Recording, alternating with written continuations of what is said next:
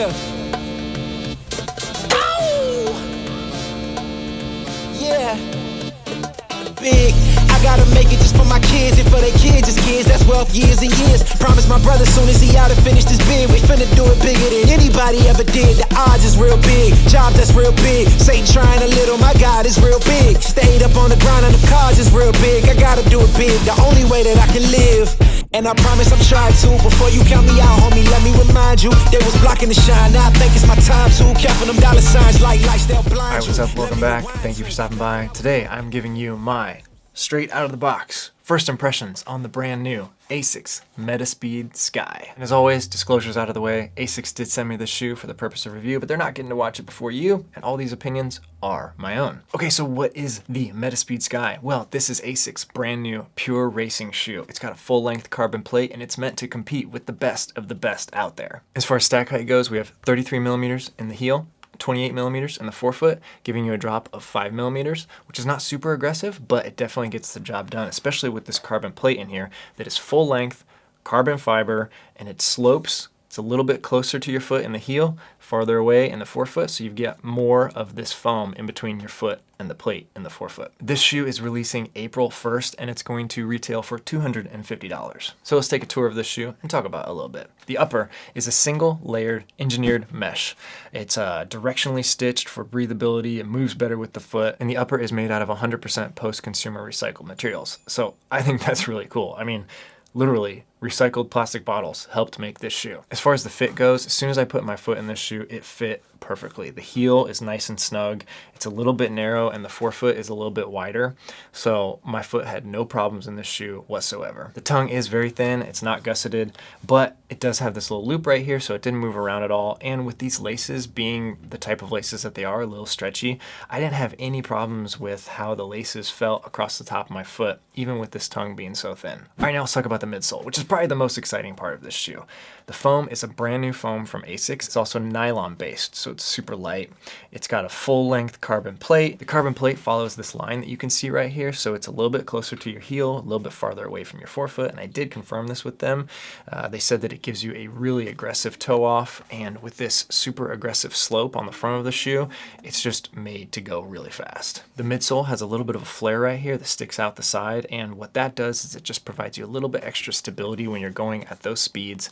With this type of foam, the way it compresses, having a little bit of extra on both sides of your forefoot just helps keep you a little bit more stable. And I did ask Asics about how many miles we could expect out of the shoe because, as you know, some shoe brands, they're super race shoes, they don't recommend that you take them much past 50 miles. And while Asics didn't give me a definite number, they said it would last much more than 50 miles.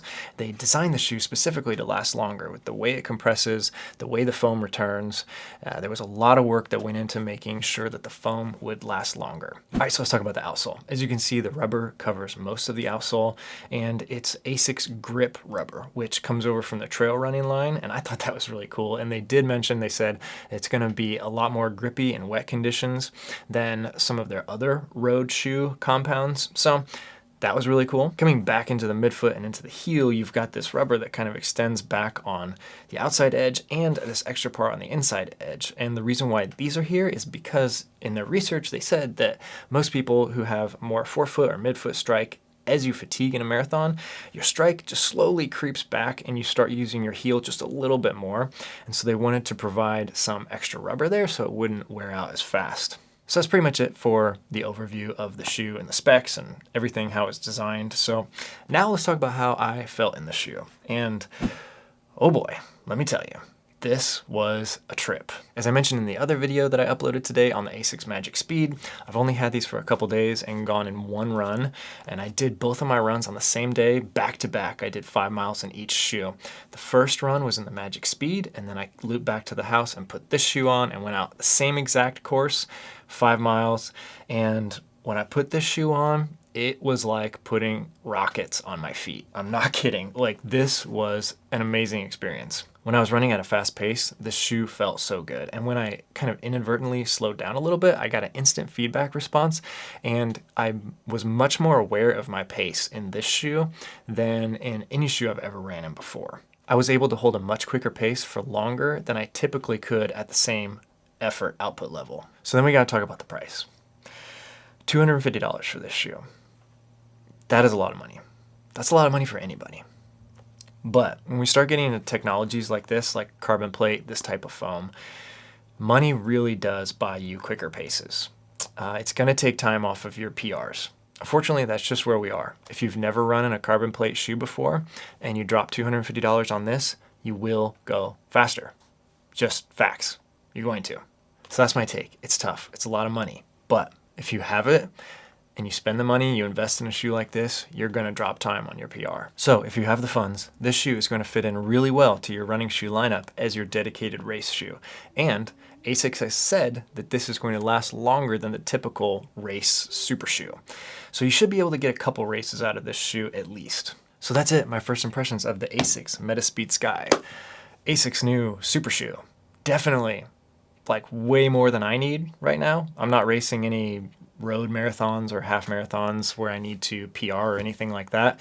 I'm training to run 100-mile trail ultra marathons, but this shoe was awesome. So that's it. If you have any questions about the Asics Metaspeed Sky, leave them in the comments down below and I'll do my best to answer them.